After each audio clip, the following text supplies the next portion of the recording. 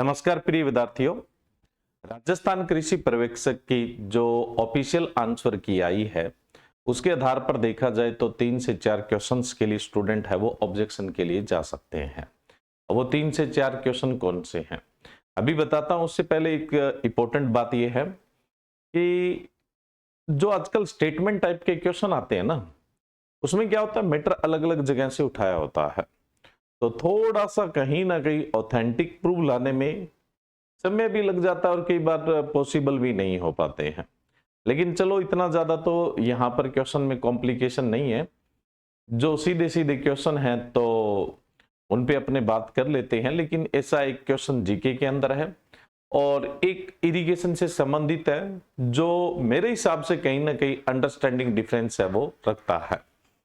तो चलो देखते हैं। सबसे पहले जो मास्टर पेपर के हिसाब से 44 नंबर क्वेश्चन है, ये तो 100% जाहिर सी बात है कि इसको तो सही किया जाएगा। डिलीट करना तो मेरे हिसाब से उचित नहीं है। ये क्वेश्चन है, निम्नलिखित को उनमें उपस्थित वसा के प्रतिशत के अनुसार आरोही क्रम में व्यवस्थित करें। अब आप सब लोग जानते हैं, देखो बोर्ड ने आंसर क्या दिया है, सी ऑप्शन दिया है, और आप जानते हैं कि राइट आंसर क्या होना चाहिए, डी ऑप्शन है वो होना चाहिए। इन्होंने आरोही बोला है। आरोही का मतलब होता है छोटे से बड़ा, छोटे से बड़ा यानी असेंडिंग ऑर्डर की बात हो रही है। यहां लिखा होगा ये रहा असेंडिंग ऑर्डर, है ना। असेंडिंग ऑर्डर का मतलब होता है छोटे से बड़े की तरफ जाना। यानी इसने कहा कि सबसे पहले वो पशु का दूध लिखें जिसमें सबसे कम वसा है, फिर ज्यादा है, फिर ज्यादा है, फिर ज्यादा है। तो अपने हिसाब से उत्तर डी ही होना चाहिए और डी ही सही है, इस बात में कोई डाउट नहीं है। इसका ऑथेंटिक प्रूफ है और आप लोगों को पहले ही ये पता लग गया होगा क्योंकि ये सोर्स आप लोगों के पास होता है। तो देखो, सबसे ज्यादा जो वसा होती है वो भेड़ के दूध में होती है, तो ये सबसे लास्ट में लिखा जाएगा डी। उसके बाद भैंस के दूध में होती है तो बी। फिर उसके बाद अपने बात करें तो बकरी की दूध का नंबर आता है और फिर गाय का दूध का नंबर आता है। ये राइट आंसर होगा, डी होगा। बोर्ड ने कौन सा माना है, सी माना है। अब ये पता नहीं इन्होंने क्यों माना है, हो सकता है कि बच्चों से थोड़ा कलेक्शन बाकी रह गया वो कर रहे हो, है ना। तो अब देखो, इसका ऑथेंटिक सोर्स जो है आप देख लीजिए अच्छे से। ये तो आपके पास अवेलेबल है, इसलिए मैंने इस पे कुछ ज्यादा एफर्ट्स नहीं लगाया है। कृषि विज्ञान 12वीं की जो बुक है बोर्ड की, इससे ऑथेंटिक आपका कोई और सोर्स माना नहीं जा सकता। मैं ये नहीं कहता कि इससे ऑथेंटिक कुछ और होता नहीं है, लेकिन इससे और कुछ माना नहीं जा सकता है। मतलब वो क्वेश्चन तो पक्का सही होगा ही होगा। अब देखो, भेड़ के दूध में सबसे ज्यादा है 7.90। उसके बाद आप देखो भैंस के दूध में 7.38। अब बात बची किसकी, बकरी और गाय की। तो इन दोनों में किसके ज्यादा है, देखो बकरी का कितना है 4.25। वहीं पे आप देखो गाय के दूध में 4.14 दी हुई है। ठीक है, ये वसा की बात हो रही है, इधर पशु है और मैंने ये पेज नंबर आपको बता दिए। ये बुक आप सब लोगों के पास होगी। 191 नंबर पेज के साथ आप क्या है इसे चैलेंज कर देंगे। तो ये क्वेश्चन तो 100% आपका सही होना है। कल को बोर्ड डिलीट करता है तो आप उस पर केस कर सकते हैं, रिट फाइल है वो कर सकते हैं। ठीक है, डिलीट का कोई सवाल नहीं पैदा होता, इसको करेक्शन होना चाहिए। अब चलते हैं, ये क्वेश्चन काफी चर्चा में रहा है। निम्नलिखित फसलों को उनकी सिंचाई आवश्यकता के आधार पर आरोही क्रम में व्यवस्थित कीजिए, है ना। Arrange the following crops in ascending order based on their irrigation requirement. Ascending में बात कर रहा है। देखो, हमने भी आंसर की करवाई और लोगों ने भी करवाई। जिन सब ने करवाया है उन सब ने इसे वोटर रिक्वायरमेंट्स समझ के ही करवाया है, आंसर जो करवाया है। और बच्चे भी मोस्ट ऑफ क्या है, वोटर रिक्वायरमेंट्स के आधार पर ही क्या है इस क्वेश्चन का आंसर सही करके आए हैं। वोटर रिक्वायरमेंट्स के आधार पे देखें तो ज्वार सबसे कम पानी, उसके बाद पानी चाहिए किसको, गेहूं को। गेहूं के बाद पानी की आवश्यकता है कपास को, और कपास के बाद पानी की आवश्यकता है धान को। ये तो बात हो रही है वोटर रिक्वायरमेंट्स के आधार पे। किसके आधार पे, वोटर रिक्वायरमेंट्स के आधार पे। अगर इस हिसाब से देखा जाए तो यहां पे आपका सही बैठेगा, मतलब इस वोटर रिक्वायरमेंट्स के हिसाब से देखें तो सबसे पहला आएगा ज्वार यानी ए, और उसके बाद दूसरे नंबर पे कौन सा दिया हुआ है, गेहूं दिया हुआ है तो सी, और उसके बाद देखा जाए तो कपास डी, और उसके बाद बी। तो ये देखो कहां पे है ए सी डी बी। अगर इस आधार पे देखें तो आंसर आपका बनता है सी। इस आधार पे देखा जाए तो आंसर आपका बनता है सी। अब बोर्ड ने क्या आंसर माना है, देखो बोर्ड ने जो आंसर माना है, बोर्ड का आंसर यहां पे कह रहा है कि सबसे कम सिंचाई आवश्यकता है ज्वार की, सबसे कम सिंचाई आवश्यकता है ज्वार की। उसके बाद दूसरे नंबर पे देखें तो कपास की, तीसरे नंबर पे देखें तो गेहूं की, है ना, और चौथे नंबर पे आप देखोगे तो चौथे नंबर पे धान की है। ये बोर्ड का मानना है। अब किसका मानना सही है किसका गलत है अपने बात करते हैं। इसका मतलब क्या है, ए, और उसके बाद कपास दिया हुआ है डी, उसके बाद अपने बात करें तो सी, और उसके बाद बी। तो A D C B. Board का जो आंसर है वो कौन सा है, डी आंसर है। बोर्ड का जो आंसर है वो कौन सा है, डी आंसर है। और सभी आंसर की करवाई, इवन मैंने भी करवाई, हमारा मानना था सी, लेकिन हमारा मानना वोटर रिक्वायरमेंट्स के आधार पे था। किसके आधार पे था, वोटर रिक्वायरमेंट्स के आधार पे था। ये बात कर रहा है सिंचाई आवश्यकता की, है ना, है इरिगेशन रिक्वायरमेंट की बात कर रहा है ये। तो देखो इरिगेशन रिक्वायरमेंट्स की अगर हम बात करें तो ऐसा है कि हैंडबुक ऑफ एग्रीकल्चर आईसीआर का पब्लिकेशन है, ये ऑथेंटिक बुक है, इसे बिल्कुल भी हम झुटला नहीं सकते हैं। यहां पे इरिगेशन रिक्वायरमेंट दिया हुआ है, तो राइस का तो इरिगेशन रिक्वायरमेंट इन्होंने 700 से 800 दिया है। इरिगेशन रिक्वायरमेंट, वोटर रिक्वायरमेंट नहीं। राइस का तो कितना दिया हुआ है, 700 से 800 दिया हुआ है। उसके बाद हम व्हीट की बात करें, गेहूं का 350 दिया हुआ है, गेहूं का 350 दिया हुआ है। वहीं पे फिर अपने बात करें कपास, तो कपास का जो दिया हुआ है वो है 180, और उसके बाद अपने बात करें ज्वार का, तो ज्वार का दिया हुआ है 110। अगर बोर्ड चाहेगा तो यही मानेगा और अपने इसका कुछ नहीं करेंगे भाई। क्यों, क्योंकि इरिगेशन रिक्वायरमेंट में तो यही चीज है, इरिगेशन रिक्वायरमेंट में तो यही चीज है। लेकिन इस आंसर के आधार पर, बोर्ड के आंसर के आधार पर अगर स्टूडेंट्स का गलत हो रहा है तो स्टूडेंट को यह प्रयास जरूर करना चाहिए। बोर्ड का आंसर डी है और बोर्ड चाहेगा तो इसे ही रखेगा, आप किसी स्तर पर इसे बदला नहीं सकते हैं। लेकिन एक ये चीज हो सकती है, लूप होल हो सकता है कि 11वीं 12वीं के स्तर पर यह आपको कहीं नहीं मिलेगा। 11वीं 12वीं के स्तर पर इसका आंसर कहीं नहीं मिलने वाला है, और न ही 11वीं 12वीं के स्तर की ये बुक है। आप देख लो ये बुक कौन से स्तर की है ना। तो अब आप एक चीज कर सकते हैं कि जो आपकी 12वीं की बुक है उसके 41 नंबर पेज पर वोटर रिक्वायरमेंट्स जो है, वोटर रिक्वायरमेंट्स है, उसके आधार पर आप यहां पर अपना आंसर सही करवाने की कोशिश कर सकते हैं, सी प्रयास कर सकते हैं। जी देखो वोटर रिक्वायरमेंट्स ये दी हुई है, हमें पता है कि मामला गलत जा रहा है, लेकिन फिर भी प्रयास कर सकते हैं, प्रयास करने में कोई दिक्कत नहीं है। फिर दूसरा, इसके साथ आप 40 नंबर पेज भी लगा दो भाई। आपने तो हमें क्रिटिकल स्टेजेस जो है, क्रांतिक अवस्थाएं हैं, वो भी कितनी बताई है, 3 बताइए। कल्ले निकलते समय, फूल आने से पहले व फूल आते समय, 3 ही क्रांतिक अवस्थाएं बताई है। तो हमने तो 3 ही सिंचाई का सोच रखा है, हमने तो 3 ही सिंचाई का सोच रखा है। वहां कपास में क्या है, 3 से 5 देते हैं, और जो गेहूं है उसमें 4 से 6 देते हैं। तो एक ये तरीका हो सकता है, ठीक है। उसके अलावा अगर अपने बात करें, दो धान है, उसकी जो फसल दी हुई है ना आपकी 12वीं की किताब में, वहां भी नंबर ऑफ इरिगेशन या इरिगेशन रिक्वायरमेंट कहीं नहीं लिखा हुआ, बुक में कहीं लिखा हुआ ही नहीं है।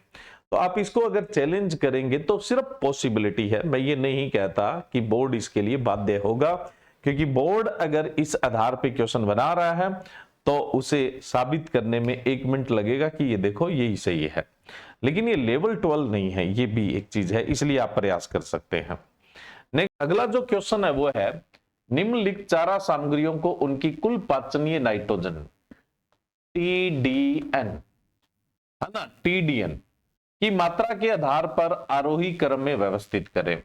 Arrange the following feed materials in ascending order of their total digestible nitrogen content. पहली चीज तो टोटल डाइजेस्टेबल न्यूट्रिएंट ही होता है, इस बात में कोई डाउट ही नहीं है, नाइट्रोजन नहीं होता है। ठीक है, तो इस क्वेश्चन में जो सबसे मेन चीज पूछी है वो टीडीएन ही है, और उसकी भी क्या है, फुल फॉर्म ठीक नहीं है। तो क्वेश्चन को डिलीट करवाने के लिए इतनी बात सफिशिएंट है, लेकिन उसके लिए आपके पास ऑथेंटिक प्रूफ होना चाहिए। ऑथेंटिक का मतलब है कोई ऑथेंटिक इंस्टीट्यूट या बोर्ड की बुक है वो होनी चाहिए। तो देखो, अगर हम किसी गवर्नमेंट ऑर्गेनाइजेशन की कोई बुकलेट का इस्तेमाल करते हैं या उसकी वेबसाइट का, तो ऑथेंटिक सोर्स होता है। जैसे नेशनल डेयरी डेवलपमेंट बोर्ड आनंद गुजरात जो है, आईसीआर का ही बोर्ड है जी। इसकी बुकलेट है nutritive value of commonly available feeds and fodder in India, और ये बुकलेट है वो मैं ऑनलाइन टेलीग्राम के अंदर है वो डाल देता हूं पीडीएफ के रूप में। इसके 3 नंबर पेज पे आपका लिखा हुआ है टीडीएन का full form total digestible nutrients. हालांकि 83 जगह टीडीएन लिखा हुआ है, जहां पर इसने क्या है 3 से 4 जगह टीडीएन को फुल फॉर्म को डिफाइन किया हुआ, लेकिन आप सीधा 3 नंबर पेज पे जाएं पहले चैप्टर में, वहीं पे आप देख लीजिए टोटल डाइजेस्टेबल न्यूट्रिएंट्स वर्ड है। तो इस क्वेश्चन को डिलीट करवाने के लिए ऑथेंटिक सोर्स है। सोर्स तो आपका ये भी ठीक है, लेकिन देखो इसका पब्लिकेशन जो है ना वो प्राइवेट पब्लिकेशन है, तो बोर्ड इसको कंसीडर करे ना करे कोई जरूरी है। मैं ये नहीं कह रहा कि बुक में कोई कमी है, बुक में कोई कमी नहीं है।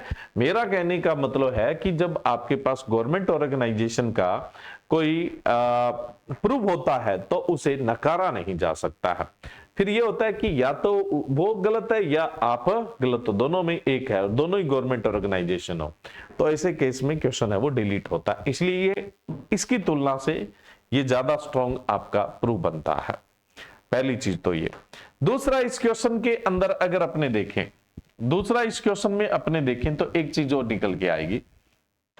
बोर्ड ने आंसर माना है डी, चलो ये कल को टीडीएन भी मान लेता, सही कर लेता, तो डी आंसर नहीं होता। क्यों नहीं होता? क्योंकि जो अभी अपने बनर्जी की बुक की बात कर रहे थे उसमें आपको मैं प्रूफ प्रोवाइड करवा रहा हूं कि सबसे ज्यादा डाइजेस्टेबल मटेरियल तो ठीक है, ये बोर्ड ने माना है। सबसे ज्यादा तो किसमें है? गेहूं के चोकर में। दूसरे नंबर पे किसमें है? सॉरी, गेहूं के चोकर में क्या समझ चाहता हूं, सबसे ज्यादा जो डाइजेस्टेबल मटेरियल है वो चने के अंदर है, बिल्कुल ठीक है। दूसरे नंबर पे गेहूं के चोकर में, ठीक बात है। तीसरे नंबर पे इसने कहा है गेहूं का भूसा, नहीं जी, गेहूं के भूसे की तुलना से ज्वार के चारे में ज्यादा डाइजेस्टेबल मटेरियल होता है, ज्यादा डाइजेस्टेबल न्यूट्रिएंट्स होते हैं। तो ये यहाँ पे गलती कर रहा है। यहाँ क्या होना चाहिए था? बी, और उसके बाद गेहूं का भूसा आना चाहिए था। ऐसा उत्तर है कहां पर? ए के अंदर है। तो इसका राइट आंसर तो क्या होना चाहिए था? राइट आंसर तो ए होना चाहिए था। अब इसके लिए प्रूफ क्या है? देखो, आप डिलीट करने के लिए जाते हैं तो ये प्रूफ है आपके लिए, ठीक है। तीसरा पेज है, जो ये मैंने पेज की फोटो दिखाई आपको, ये पूरा तीसरा पेज है, ठीक है। आपको तो पीडीएफ मिलेगी, उसमें क्लियरिटी होगी जी, है ना। और ये बुकलेट है वो पूरी की पूरी डाल दूंगा, आप तीसरे नंबर पेज पे चले जाना, ठीक है। अब डिलीट करवाने के लिए तो सोर्स जो मैंने आनंद वाला बताया वो है, लेकिन अगर आप सही करवाने के लिए क्या है, ऑब्जेक्शन लगा रहे हैं, आंसर ए सही कर मतलब सही मानने के लिए लगा रहे हैं, तो फिर इस बुक का इस्तेमाल कर लोगे आप। अब इसमें देखो, यहां पे मैंने देखो नीचे पेज पे लिख दिया है, पेज पे मेंशन कर दिया है। यहां तो इतना क्लियर नहीं दिख रहा है, क्यों? क्योंकि मैंने एक ही पीपीटी पे दोनों लगा दिए, लेकिन जो पीडीएफ मैं आपको बना के दे रहा हूं उसमें आपकी सुविधा के लिए दिया हुआ है। सबसे कम होता है वीट के अंदर 48.24%। उसके बाद आता है सोरगम में ज्वार के अंदर कितना है? 54.03। उसके बाद गेहूं की चोकर में वो मैंने यहां लिख दिया 74.93 है। और उसके बाद मैंने क्या है यहाँ पे चने का भी लिख दिया है, चने का जो है वो आपका 81.33 है। तो ये सीक्वेंस होना चाहिए जो मैंने अभी आंसर में बताया। अब देखो, ये पेज आपको पीडीएफ में मिल जाएंगे। 395 नंबर पे एक दिया हुआ है आपका, ठीक है। और उसके बाद 396 नंबर पेज पे भी एक दिया हुआ है। उसके बाद आप देख लेना 397 नंबर पेज पे भी दे रखा है और 398 नंबर पे भी दे रखा है। इस क्वेश्चन का अलग से पीडीएफ है वो मैं आपको किस में दे दूंगा? ऑनलाइन एग्रीकल्चर टेलीग्राम पे दे दूंगा, लिंक डिस्क्रिप्शन बॉक्स में दिया हुआ है। इसके अलावा एक ये क्वेश्चन है 9 नंबर, कौन सी झील अपवाहन के कारण निर्मित प्लाया झील का उदाहरण है। Which lake is example of playa lake from due to the deflations. देखो ये जो क्वेश्चन है मेरा जीके ज्यादा बस का नहीं है, और दूसरी चीज ये भी है कि मैं अभी लेट शाम को एनालाइज कर रहा था, तो उस समय मैंने स्टाफ से बात इतनी की थी कि कल आके इसका ऑथेंटिक प्रूफ देना है आपको, है ना। अभी उनको आके बोला भी नहीं है कि आके करवा दो, क्योंकि जाहिर सी बात है आज आपकी लास्ट डेट तो है नहीं, अदरवाइज तो मैं बुला के उनको बोलता भाई बच्चों की लास्ट डेट है। तो ये कल के दिन में आप लोगों को ये विद प्रूफ है वो दे दिया जाएगा। अभी मैंने क्वेश्चन करवाए हैं 3, देखो ये तो 101% जो है ना आपका सही होगा, करेक्शन होगा ही होगा, और इसका प्रूफ आपके पास है, मैंने बता दिया कहां से उठा लो। दूसरा जो क्वेश्चन है इसके अंदर मैंने कहा भी बोर्ड चाहेगा तो नहीं मानेगा, है ना भाई, अपनी आई पे आएगा तो नहीं मानेगा, लेकिन आप जरूर प्रयास करें। अगर आपका इस आधार पे सही हो रहा है तो 12वीं की बुक लगा के प्रयास जरूर करें, है ना। और जिसको सही रखना है उसके लिए तो ये सोर्स है ही भाई, इलाज नहीं है। उसके बाद अपने बात कर रहे थे तो ये क्वेश्चन पहली तो रिकमेंडेशन है डिलीट ही होना चाहिए। दूसरा अगर कोई सही के चक्कर में पड़ा हुआ भी है तो मैंने बताया है कि ये बुक है और इसका पीडीएफ मैंने प्रोवाइड करवा दिया है, तो अपने प्रयास करो। मेरे हिसाब से ये क्वेश्चन डिलीट ही होगा, क्वेश्चन डिलीट ही होगा, और होना भी चाहिए ना, टर्म ही गलत है। बाकी बचा ये क्वेश्चन आपको कल बता दिया जाएगा, ठीक है। तो मेरी तरफ से इतना ही है। उसके बाद कोई जैसे साइलेज वाला और वो सब क्वेश्चन बोल रहे थे, तो मेरा नहीं मानना है कि किसी और पे कोई आप ऑब्जेक्शन लगाते हो और वहां बोर्ड के कुछ फर्क पड़ेगा, नहीं पड़ेगा। बाकी सब अपनी जगह ठीक है। जब चाहे कोई भी कोचिंग वाला है या चाहे हम हैं, हमने जस्ट एग्जाम के बाद जो आंसर की करवाई है उसमें 1-2 क्वेश्चन का भेद आता ही आता है, वो अंडरस्टैंडिंग गैप होता ही होता है हमेशा, इस बात में कोई डाउट नहीं है, ठीक। ओके, थैंक यू, जय हिंद, जय भारत।